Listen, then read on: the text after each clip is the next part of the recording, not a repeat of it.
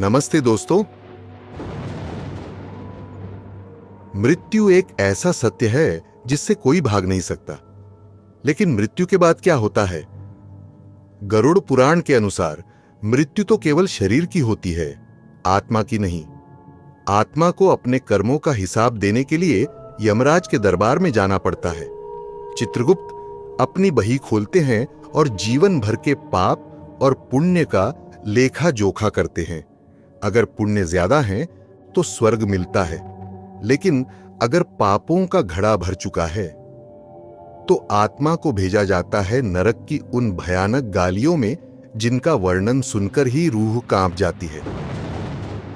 गरुड़ पुराण में कुल 84 लाख नरकों का जिक्र आता है, लेकिन उनमें से 28 नरक ऐसे हैं जो सबसे प्रमुख और सबसे भयानक हैं। आज की इस वीडियो में हम आपको उन सभी 28 नरकों की यात्रा पर ले चलेंगे। हम आपको बताएंगे कि किस पाप के लिए कौन सी सजा मुकर्रर है। यह जानकारी डराने के लिए नहीं, बल्कि हमें यह समझाने के लिए है कि कर्म का फल भोगना ही पड़ता है। तो चलिए जानते हैं गरुड़ पुराण के अनुसार नरक के भयानक दंड और उनसे जुड़े पापों के बारे में। सबसे पहला नरक है तामिस्र। यह नरक उन लोगों के लिए बना है जो दूसरों की संपत्ति हड़पते हैं। जो लोग दूसरे के धन, जायदाद या स्त्री का अपहरण करते हैं या फिर किसी को धोखा देकर उसे बर्बाद कर देते हैं, उन्हें तामिस्र नरक में भेजा जाता है। यह स्थान घोर अंधकार से भरा हुआ है। यहां रोशनी की एक किरण भी नहीं होती। यमराज के दूत पापी आत्मा को रस्सियों से जकड़ लेते हैं और अंधेरे में कोड़ों और डंडों से तब तक पीटते हैं जब तक वह बेहोश नहीं हो जाता। जैसे ही उसे होश आता है, पिटाई फिर शुरू हो जाती है। यहां उसे ना पानी मिलता है और ना भोजन, बस अनंत काल तक चलने वाली मार और अंधेरा। दूसरा नरक है अंधतामिस्र। यह नरक उन पतियों या पत्नियों के लिए है जिन्होंने अपने जीवन साथी को धोखा दिया। अगर कोई पुरुष किसी दूसरे की पत्नी के साथ संबंध बनाता है या कोई स्त्री अपने पति के होते हुए किसी और पुरुष के साथ जाती है, तो उसे अंधतामिस्र में स्थान मिलता है। यहाँ की यातनाएं तामिस्र जैसी ही हैं, लेकिन यहाँ पीड़ा का स्तर इतना भयानक होता है कि आत्मा की आंखों की रोशनी हमेशा के लिए चली जाती है। वह अंधा होकर इधर उधर भागता है, ठोकरें खाता है और यमदूतों की मार सहता है। उसकी हालत ऐसी हो जाती है जैसे किसी हरे भरे पेड़ को जड़ से काट दिया गया हो। तीसरा नरक है रौरव। रौरव का अर्थ है भयानक। यह नरक उन स्वार्थी लोगों के लिए है जिन्होंने अपने और अपने परिवार का पेट भरने के लिए दूसरों का हक मारा या दूसरों को नुकसान पहुंचाया। गरुड़ पुराण कहता है कि जिन लोगों को इस पापी ने अपने जीवन में सताया था, वे लोग रुरु नाम के भयानक सांप बनकर इस नरक में मौजूद होते हैं। रुरु सर्प, जो आम सांपों से कहीं ज्यादा जहरीले और क्रूर होते हैं, उस पापी आत्मा को चारों तरफ से घेर लेते हैं और उसे बुरी तरह डसते हैं। वह आत्मा दर्द से चिल्लाती है, लेकिन वहां दया दिखाने वाला कोई नहीं होता। चौथा नरक है महारौरव। यह रौरव का ही एक और भयानक रूप है। यह उन लोगों के लिए है जिन्होंने केवल अपने शरीर को पालने पोसने में ही पूरा जीवन बिता दिया और दूसरों के दुख दर्द को अनदेखा किया। यहाँ क्रव्याद नाम के राक्षस होते हैं जो मांस खाने वाले खूंखार जानवर जैसे दिखते हैं। जैसे ही पापी आत्मा यहाँ पहुंचती है, ये राक्षस उस पर टूट पड़ते हैं और उसके शरीर का मांस नोच नोच कर खाने लगते हैं। आत्मा को असहनीय पीड़ा होती है। उसका शरीर छिन्न भिन्न हो जाता है, लेकिन क्योंकि आत्मा अमर है, वह मरती नहीं है और यह पीड़ा लगातार चलती रहती है। पांचवा नरक, और शायद सबसे प्रसिद्ध, है कुंभीपाक। यह नरक उन निर्दयी लोगों के लिए है जो अपने स्वाद के लिए बेजुबान जानवरों की हत्या करते हैं। जो लोग जानवरों को मारकर खाते हैं या उन्हें तड़पाते हैं, उन्हें कुंभी पाक में सजा मिलती है। यहाँ विशाल कड़ाहियों में तेल खौलता रहता है। यमदूत पापी आत्मा को उस उबलते हुए तेल में जिंदा डाल देते हैं। जैसे हम कड़ाही में पूरी या पकौड़े तलते हैं, वैसे ही उस आत्मा को तब तक तला जाता है जब तक कि उसके शरीर के रोम रोम जल नहीं जाते। यह प्रक्रिया बार बार दोहराई जाती है। छठा नरक है कालसूत्र। यह विशेष रूप से उन लोगों के लिए बनाया गया है जो अपने माता पिता, बुजुर्गों या गुरुओं का अपमान करते हैं। जिन्होंने अपने बड़े बुजुर्गों को दुख दिया हो, उन्हें यहां भेजा जाता है। कालसूत्र पूरी तरह से तांबे का बना हुआ है। ऊपर से सूर्य की भीषण गर्मी बरसती है और नीचे से तांबे की धरती आग की तरह तपती है। पापी को इस जलते हुए तांबे पर नंगे पैर दौड़ाया जाता है। उसके पैर जलते हैं, शरीर झुलसता है, भूख और प्यास से उसका बुरा हाल हो जाता है। वह बचने के लिए भागता है, लेकिन यह नरक अनंत है, इसका कोई अंत नहीं। सातवां नरक है असिपत्रवन। यह उन लोगों के लिए है जो नास्तिक हैं, जो धर्म और वेदों की निंदा करते हैं और अपने कर्तव्यों का पालन नहीं करते। असिपत्रवन एक ऐसा जंगल है जहां पेड़ों पर पत्ते नहीं बल्कि तलवार जैसी तेज धार वाली पत्तियां होती हैं। यमदूत पापी को कोड़ों से मारते हुए इस जंगल में दौड़ाते हैं। जब वह भागता है तो पेड़ों की ये तलवार रूपी पत्तियां उसके शरीर को चीर देती हैं। उसका पूरा शरीर कट जाता है, खून बहता है और वह दर्द से कराहता हुआ उसी जंगल में भटकता रहता है। आठवां नरक है सूकर मुख। यह नरक उन राजाओं, शासकों या सरकारी अधिकारियों के लिए है जिन्होंने अपनी शक्ति का गलत इस्तेमाल किया, जिन्होंने रिश्वत ली, निर्दोष प्रजा को सताया या अपने कर्तव्यों से मुंह मोड़ा। यहां उन्हें एक विशाल मशीन में, जिसे कोल्हू कहते हैं, गन्ने की तरह पेर दिया जाता है। उनकी हड्डियों का चूरा बन जाता है और वे दर्द से चिल्लाते हैं। जैसे गन्ने से रस निकाला जाता है, वैसे ही यमदूत उन्हें निचोड़ देते हैं। उनकी चीख पुकार सुनने वाला वहां कोई नहीं होता। नौवां नरक है अंधकूप। यह उन लोगों के लिए है जो अपने जीवन में कमजोर जीवों को सताते हैं, जिन्होंने जानवरों, कीड़े मकोड़ों या पक्षियों को बिना किसी कारण मारा हो। अंधकूप एक गहरा, सूखा और अंधेरा कुआं है। इस कुएं में हजारों जहरीले सांप, बिच्छू, खटमल और मच्छर भरे होते हैं। पापी को इस कुएं में धकेल दिया जाता है। वहां ये जीव उसे चारों तरफ से काटते हैं, उसे सोने नहीं देते, उसे चैन से बैठने नहीं देते। वह हर पल तड़पता रहता है, ठीक वैसे ही जैसे उसने उन जीवों को तड़पाया था। 10वां नरक है कृमिभोजन। कृमि का अर्थ है कीड़े। यह नरक उन लोगों के लिए है जो अतिथियों का सत्कार नहीं करते, जो दूसरों को भूखा रखकर स्वयं भोजन करते हैं या जो स्वार्थी होकर केवल अपना पेट भरते हैं। इस नरक में एक विशाल कुंड है जो भयानक कीड़ों से भरा हुआ है। पापी आत्मा को वहां फेंका जाता है और श्राप के कारण वह स्वयं एक कीड़ा बन जाता है। फिर दूसरे लाखों कीड़े उसके शरीर को नोच नोच कर खाते हैं। वह बचना चाहता है, लेकिन कीड़ों के उस दलदल से बाहर नहीं निकल पाता। 11वां नरक है तप्त मूर्ति। यह उन चोरों और लुटेरों के लिए है जिन्होंने सोना, जवाहरात या धन की चोरी की।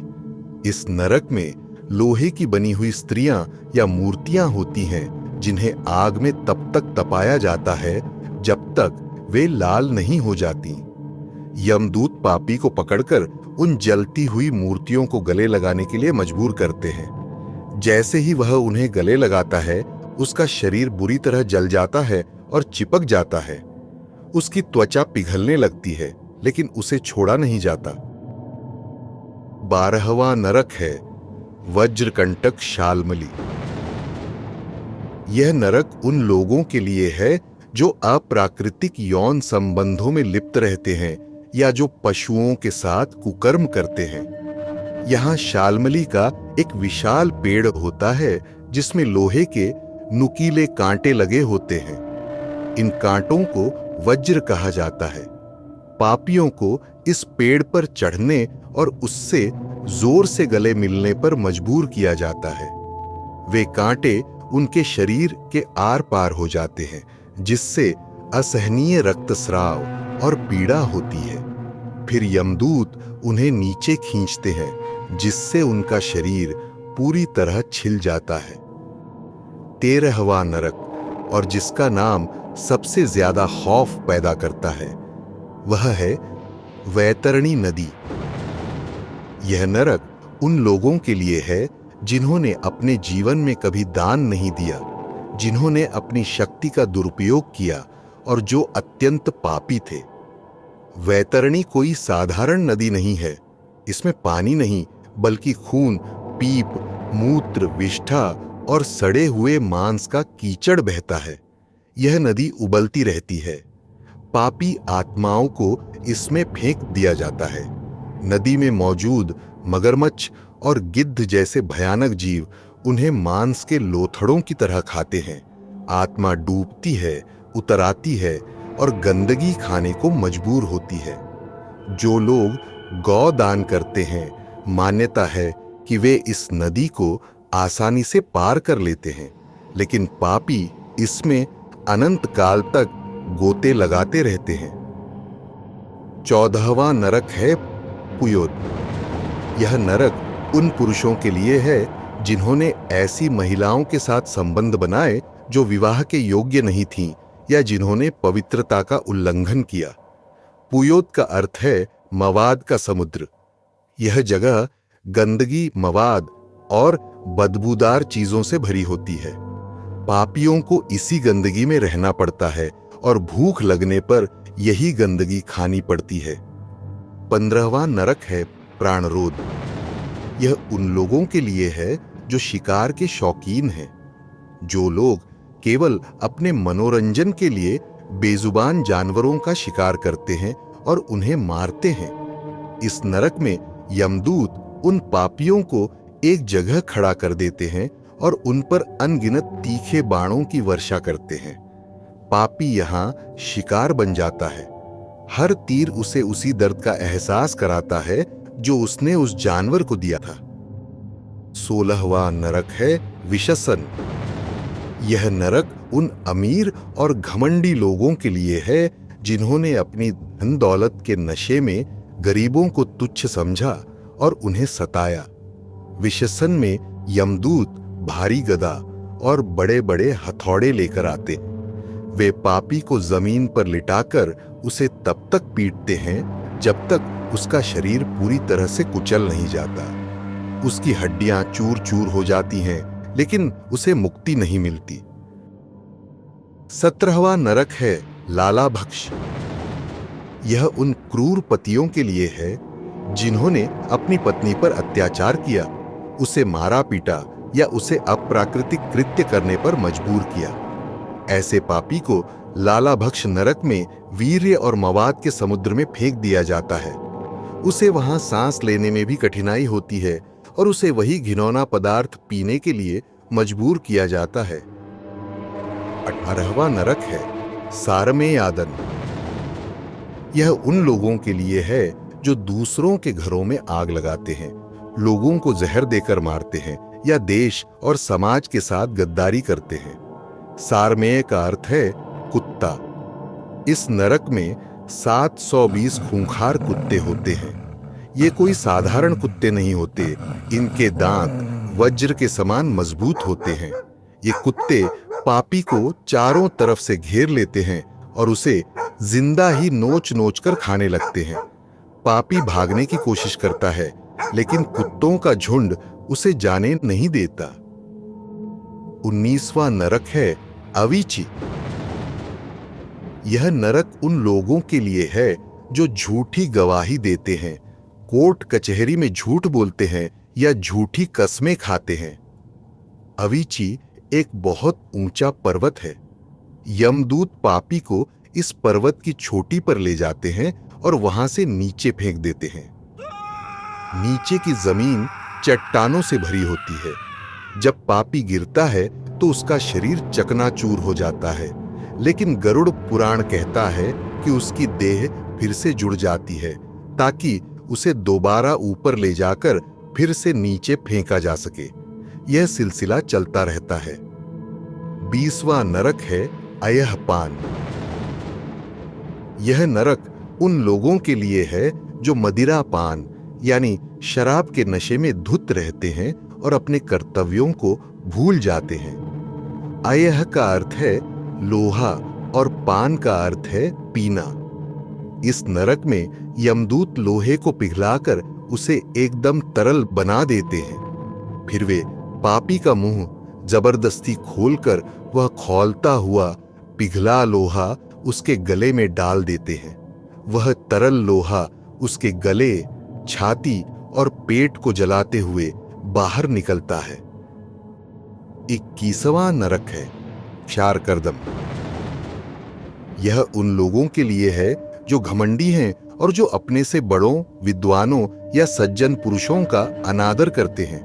यहाँ पापी को रस्सियों से उल्टा लटका दिया जाता है और उसे कोड़ों से पीटा जाता है। उसे अपमानित किया जाता है और कई तरह की शारीरिक यातनाएं दी जाती हैं। 22वां नरक है शूलप्रोत। शूल का अर्थ है भाला या त्रिशूल। यह नरक उन लोगों के लिए है जो विश्वासघाती हैं, जो लोग भरोसा तोड़ते हैं या किसी की पीठ में छुरा घोंपते हैं। इस नरक में एक बहुत बड़ा और नुकीला शूल गड़ा होता है।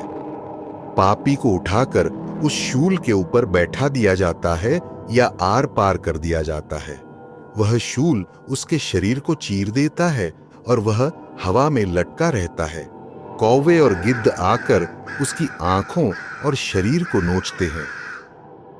23वां नरक है दंदशूक।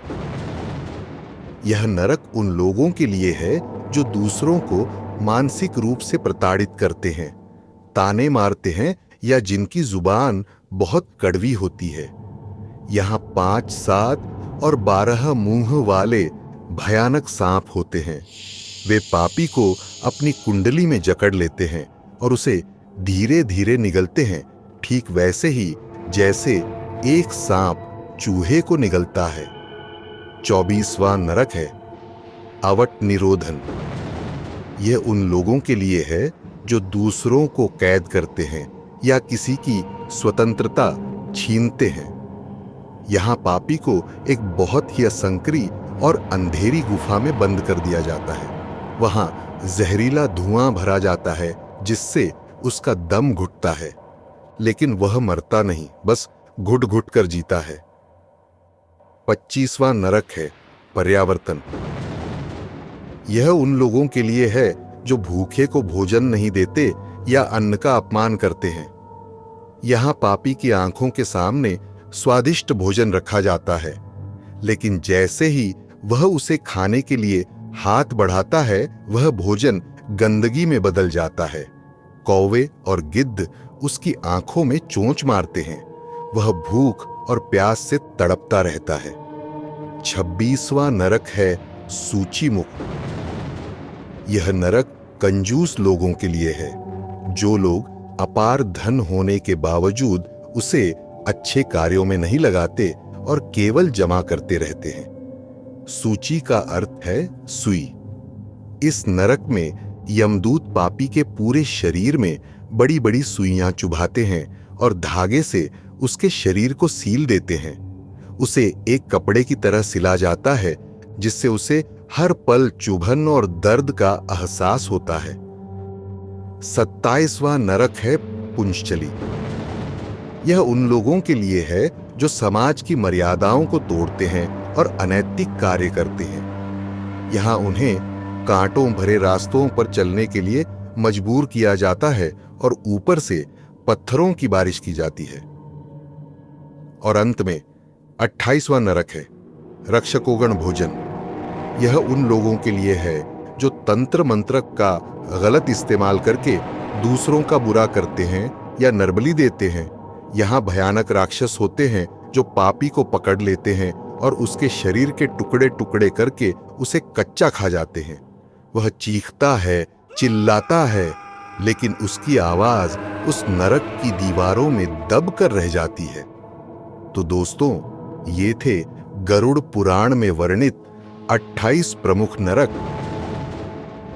इन वर्णनों को सुनकर शायद आपको डर लगा हो, लेकिन हमारे धर्म ग्रंथों का उद्देश्य डराना नहीं बल्कि सही मार्ग दिखाना है। यह हमें बताता है कि कर्म कभी पीछा नहीं छोड़ते। चाहे हम दुनिया की नजरों से बच जाएं, लेकिन उस ऊपर वाले की और चित्रगुप्त की बही से कोई नहीं बच सकता। हर पाप का एक दंड सुनिश्चित है। लेकिन अच्छी बात यह है कि गरुड़ पुराण केवल नरक का ही वर्णन नहीं करता, वह प्रायश्चित और मोक्ष का मार्ग भी दिखाता है। अच्छे कर्म, दान, दया और ईश्वर की भक्ति ही वो कवच हैं जो हमें इन यातनाओं से बचा सकते हैं। जीवन क्षण भंगुर है, इसलिए जब तक सांस है अच्छे कर्म करते रहिए। आपको यह जानकारी कैसी लगी? क्या आप चाहते हैं कि हम गरुड़ पुराण के उस हिस्से पर भी वीडियो बनाएं जिसमें स्वर्ग के सुखों और मोक्ष की यात्रा का वर्णन है? अगर हां, तो कमेंट में जय श्री हरि या स्वर्ग यात्रा लिखकर जरूर बताएं। अगर आपको यह वीडियो पसंद आई हो तो इसे लाइक करें और अपने दोस्तों और परिवार के साथ शेयर करें ताकि वे भी कर्मों के महत्व को समझ सकें। हमारे चैनल को सब्सक्राइब करना न भूलें और बेल आइकन को जरूर दबाएं ताकि अगली वीडियो की नोटिफिकेशन आपको सबसे पहले मिले। तब तक के लिए अपना ख्याल रखें और अच्छे कर्म करते रहें। धन्यवाद।